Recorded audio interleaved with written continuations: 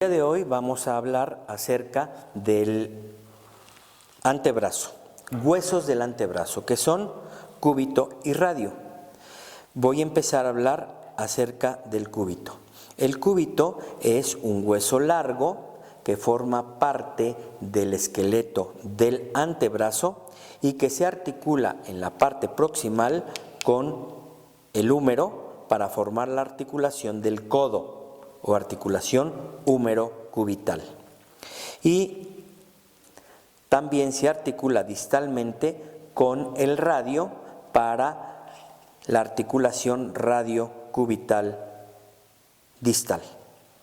El hueso cúbito, también llamado ulna, es un hueso largo, se ubica en la cara medial o en la parte medial del antebrazo.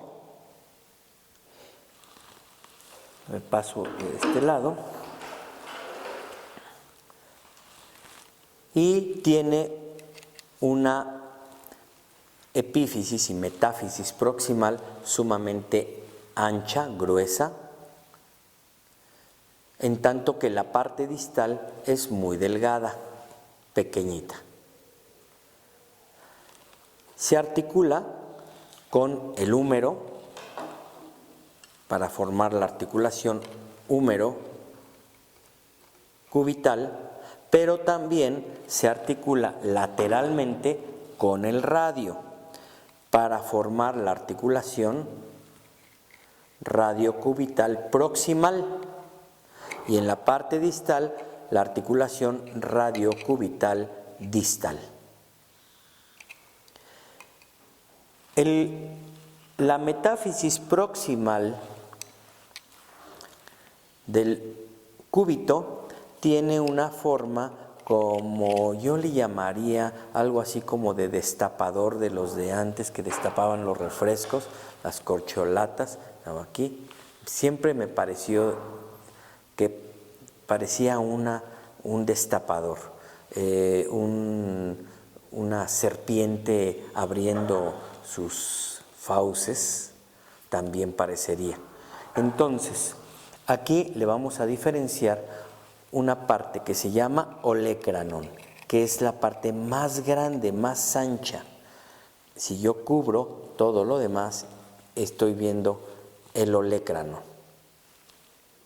Este olecranon va a servir como inserción para el tendón distal del músculo tríceps. El músculo tríceps tiene 3 porciones o 3 cabezas. La porción larga que se inserta en el tubérculo infraglenoideo del húmero, de la escápula.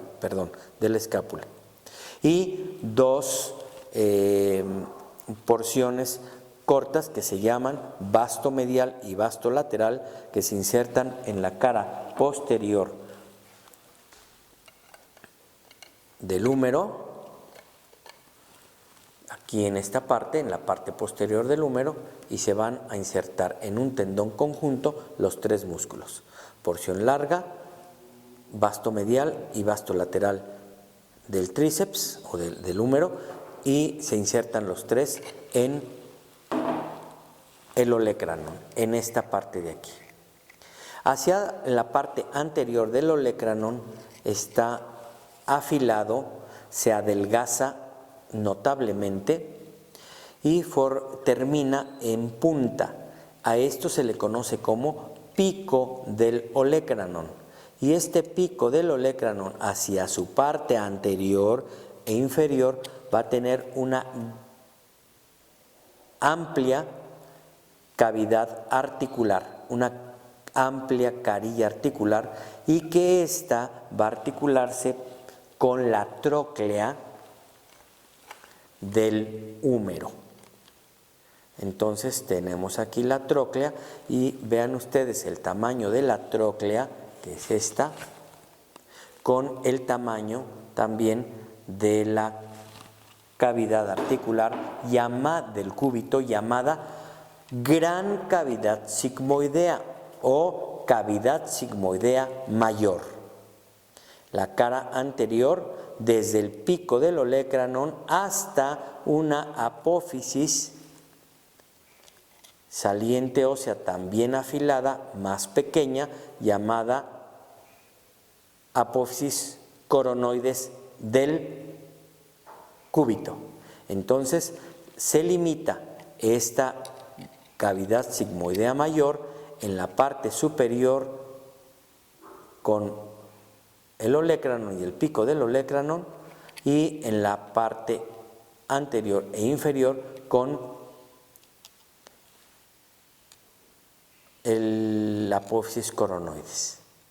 Hacia la parte lateral nosotros vemos una pequeñísima cavidad articular, también una carilla articular que limita desde la parte inferior de la gran cavidad sigmoidea o cavidad sigmoidea mayor. Esto es para la articulación con la cúpula radial, de esta forma. A esta se le conoce con el nombre de pequeña cavidad sigmoidea o cavidad sigmoidea menor.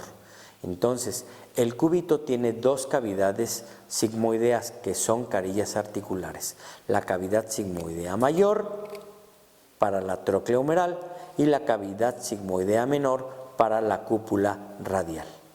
De esta cavidad sigmoidea menor se desprende una cresta pequeña que la podemos ver aquí hacia la diáfisis y que llega hasta el tercio proximal de la diáfisis. Por la cara anterolateral, después de la fosa,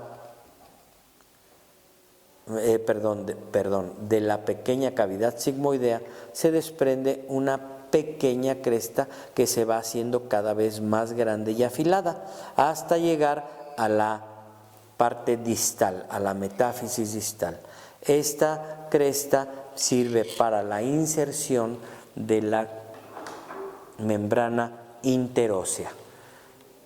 Si ustedes notan, aquí tengo la articulación entre el radio y el cúbito en la parte proximal, y ambos tienen una cresta donde se inserta la membrana interósea. Continuando con la metáfisis del cúbito, en la parte distal de la apófisis coronoides apenas se nota una zona rugosa donde se va a insertar el músculo braquial.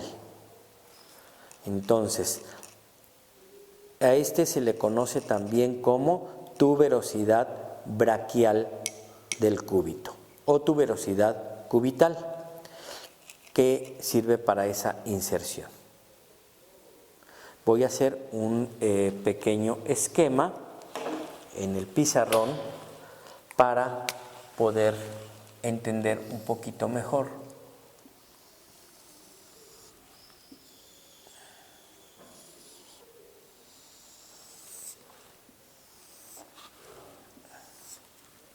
Lo estamos viendo el cúbito por su cara lateral, en la cual encontramos el olecranon.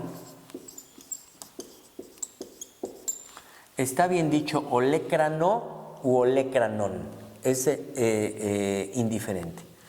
Luego, hacia la parte anterior, encontramos que este olecranon se empieza a hacer más fino, afilado, y se conoce como pico del olecranon. Este va a servir para la articulación con la fosa olecraneana de la cara posterior de la paleta humeral. En la parte media, desde aquí, desde el pico del olecranon anterior e inferior, todo esto va a formar la cavidad sigmoidea mayor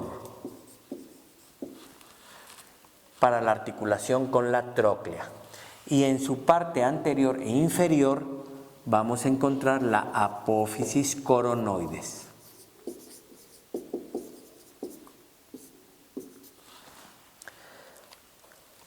Por debajo de la apófisis coronoides, una pequeña carilla articular. Esta carilla articular se conoce con el nombre de cavidad sigmoidea menor. En la cara lateral, tengo aquí mi olecranon, y en la cara lateral hay una pequeña faceta articular que también está recubierta de cartílago hialino y es para la cúpula radial.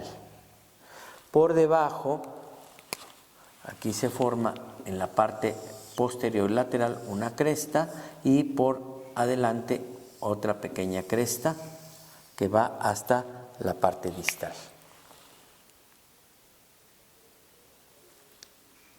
Hoy vamos a dejarlo allí para posteriormente ver la cara, es decir, la epífisis distal del cúbito.